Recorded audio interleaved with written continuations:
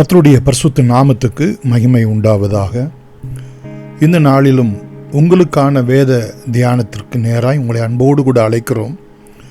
இந்த நாளின் தியானத்துக்கென்று சங்கீதங்களின் புத்தகம் 127 அதிகாரம் 4வது வசனம்.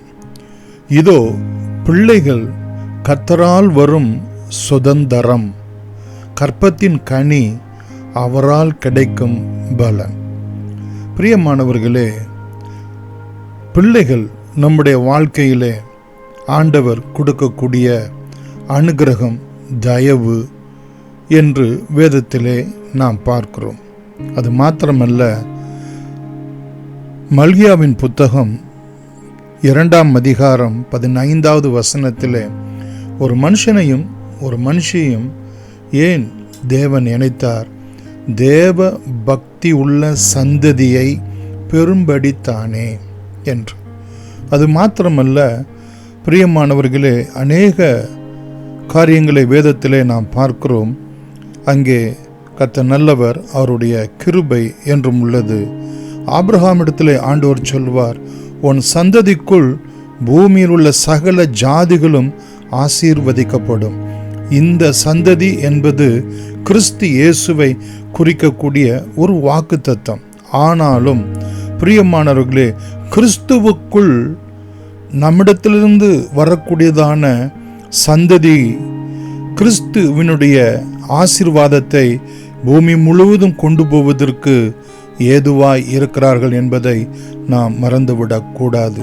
கிறிஸ்து இயேசுவினுடைய ஆசீர்வாதத்தை பூமி முழுவதும் கொண்டு போவது நம்மிடத்திலிருந்து வரக்கூடிய சந்ததி என்பதையும் நாம் மறந்துவிடக்கூடாது. தொடர்ந்து நாம் பார்ப்போம் என்று சொன்னால், சங்கீதம் 128 3 மற்றும் 6 இந்த வசனங்களிலே பிரியமானவர்களே, பிள்ளைகள் ஒலிவ மர கன்றுகளைப் போல இருப்பார்கள். ஒலிவ மரம் நூற்றுக்கணக்கான வருஷங்களாக இருந்து அது எல்லா விதத்திலும் பயனுள்ளதாய் இருக்கிறது என்று சொல்லி பார்க்கிறோம். ஒலிவ மரத்திலிருந்து எடுக்கிறதான எண்ணெய் பிரியமானவர்களே, முகத்திற்கு அது ஒரு களையை கொண்டு வருகிறது, ஒரு மகிழ்ச்சியை கொண்டு வருகிறது என்று நாம் வேதத்திலே நாம் பார்க்கிறோம். அது மாத்திரமல்ல, கர்த்தர் நல்லவர், அவருடைய கிருபை என்றும் உள்ளது. நீதிமொழியின் புத்தகம் 17 அதிகாரத்திலே பிள்ளைகள் முதியோர்களுக்கு கிரீடமாய் இருக்கிறார்கள். இன்னும் நீதிமொழிகள் 23 அதிகாரம் 24 25 இந்த வசனங்களிலே தாய்க்கும் தகப்பனுக்கும் பிள்ளைகள் மகிழ்ச்சியாய் இருக்கிறார்கள். அவர்களுடைய மகிழ்ச்சி, அவருடைய சந்தோஷத்திற்கு இந்த பிள்ளைகள் காரணகர்த்தாவாக இருக்கிறதை நாம் பார்க்கிறோம். சங்கீதம் 127 5 6 பார்ப்போம் என்று சொன்னால், அவர்கள் ஒரு அம்புகளைப் போல இருக்கிறார்கள். கர்த்தர் நல்லவர், அவருடைய கிருபை என்றும் உள்ளது. 5வது வசனத்திலே 127 சங்கீதத்திலே பார்க்கிறோம், வாழ வயதின் குமாரர் பலவான் கையில் உள்ள அம்புகளுக்கு ஒப்பாயிருக்கிறார்கள். இந்த வசனத்தினுடைய அர்த்தத்தை நாம் எப்படி எடுத்துக்கொள்ளலாம் என்றால், நீதிமொழியின் புத்தகத்திலே ஆண்டவர் அங்கே சொல்லுகிறார், உன் இருதயத்தை எனக்கு தா, எனக்கு விரோதமாய் இருக்கிறவர்களுக்கு நான் பிரதியுத்தரம் கொடுக்கத்தக்கதாக நீ உன்னை எனக்கு ஒப்புக்கொடு என்று சொல்லி உன் நெஞ்சை எனக்கு தாராயோ என்று ஆண்டவர் கேட்கிறதை வேதத்திலே நாம் பார்க்கிறோம். ஆண்டவருடைய கரத்திலே அவரால் எடுத்து பயன்படுத்தப்படுகிற கருவியாக நம்முடைய பிள்ளைகள் இருக்கிறார்கள் என்று சொல்லி நாம் பார்க்கிறோம்.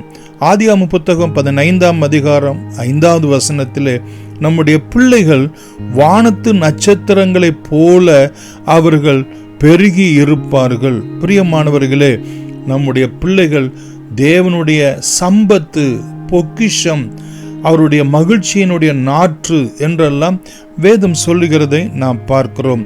வானத்து நட்சத்திரங்களைப் போல நம்முடைய பிள்ளைகள் தேவனுடைய சொத்தாக அவர்கள் பெருகுகிறவர்களாக ஆண்டவர் அங்கே ஆசீர்வதிக்கிறதை நாம் பார்க்கிறோம். கர்த்தர் நல்லவர், அவருடைய கிருபை என்றும் உள்ளது.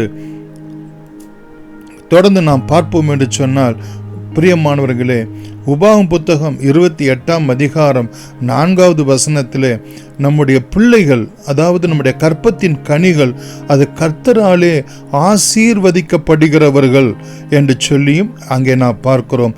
அவர்கள் மூலமாக சகல ஜாதிகளும் ஆசீர்வதிக்கப்படுகிறார்கள் என்றும் நாம் பார்க்கிறோம். பிரியமானவர்களே, மத்தேயு 19ஆம் அதிகாரம் 14வது வசனத்திலே நம்முடைய பிள்ளைகள் பரலோக ராஜ்யம், சிறு பிள்ளைகளை என்னிடத்தில் வருகிறதற்கு தடை பண்ணாதிருங்கள், பரலோக ராஜ்யம் அப்படிப்பட்டவர்களுடையதாய் இருக்கிறது என்றால், பிரியமானவர்கள், இந்த பூமியிலே பரலோக ராஜ்யத்தை கட்டுகிறவர்களும் கொண்டு வருகிறவர்களும் அநேகருக்கு பரலோக ராஜ்யத்துக்குள்ளாக நடத்துகிறவர்களுமாய் நம்முடைய பிள்ளைகள் இருக்கிறார்கள் என்பதை மறந்துவிடக்கூடாது. இதோ பிள்ளைகள் கர்த்தரால் வரக்கூடிய சுதந்திரம் என்றால் அவருடைய பொக்கிஷம், அவருடைய சம்பத்து, அவருடைய ப்ராப்பர்ட்டி. பிரியமானவர்களே, கற்பத்தின் கனி அவரிடத்திலிருந்து கிடைக்கக்கூடிய ஒரு பெரிய ரிவார்டு, பெரிய ஆசீர்வாதம். இப்படிப்பட்ட ஆசீர்வாதத்துக்காக நாம் செபிக்கலாம். அன்புள்ள இயேசு சுவாமி, நீர் எங்களுக்கு கொடுக்கிற பிள்ளைகளுக்காய் ஸ்தோத்திரம், கற்பத்தின் கனிக்காய் ஸ்தோத்திரம், தேவ சந்ததிக்காய் ஸ்தோத்திரம். இப்படிப்பட்ட பிள்ளைகளை ஆண்டவரே, ஏசாயா 66:9 சொல்லப்பட்ட பிரகாரம் பெற பண்ணுகிறவராய நீர், பெற பண்ணாமல் இருப்பேனோ, பிரசவிக்க பண்ணுகிறவராய நான் பிரசவிக்க தடை பண்ணுவனோ என்ற வார்த்தையின்படியே சுவாமி, இந்த நாளிலும் பிரசவங்களை ஆசீர்வதிங்க, கற்பங்களை ஆசீர்வதிங்க, கற்பத்தின் கனியை ஆண்டவரே கர்த்தரால் வரக்கூடிய சுதந்திரத்தால் நிரப்பும்படியாய் செபிக்கிறோம். அன்னாளை நிரப்பின கர்த்தர், ராகேலை நிரப்பின கர்த்தர், எலிசபெத்தை நிரப்பின கர்த்தர். ஆண்டவரே, இந்த நாளிலும் உம்முடைய சமூகத்திலே நோக்கி பார்க்கிற இந்த அன்பு பிள்ளைகளுடைய கற்பத்தை நீர் நிரப்பி தேவ சந்ததியாய், தேவனுடைய சுதந்திரமாய், தேவனுடைய ஆசீர்வாதமாய் பிள்ளைகள் விளங்க அனுகிரகம் செய்தருளும்படியாய் நாங்கள் செபிக்கிறோம். ஆண்டவரே, இந்த பிள்ளைகளை எடுத்து நீர் பயன்படுத்தும்படியாய், பிரயோஜனப்படுத்தும்படியாய், உம்முடைய கரத்தின் கருவியாக எடுத்து ஆசீர்வதிக்கும்படியாய், அவர்கள் எங்களுக்கு ஒரு கிரீடமாய், ஆண்டவரே உம்மை நன்றியோடு கூட ஸ்தோத்திரிக்கிறோம், அவர்களெல்லாம் உம்மாலே போதிக்கப்பட்டு இருக்கும்படியாய், அவருடைய சமாதானம் பெரிதாய் விளங்க ஆண்டவரே ஏசாயா 54:13 சொல்லப்பட்ட பிரகாரம் ஆசீர்வதிக்கும்படி இயேசுவின் நாமத்தில் நன்றியோடு கூட வேண்டுகிறோம். எங்கள் ஜீவனும் இரக்கமும் உள்ள அன்பின் பிதாவே, ஆமென். God bless you.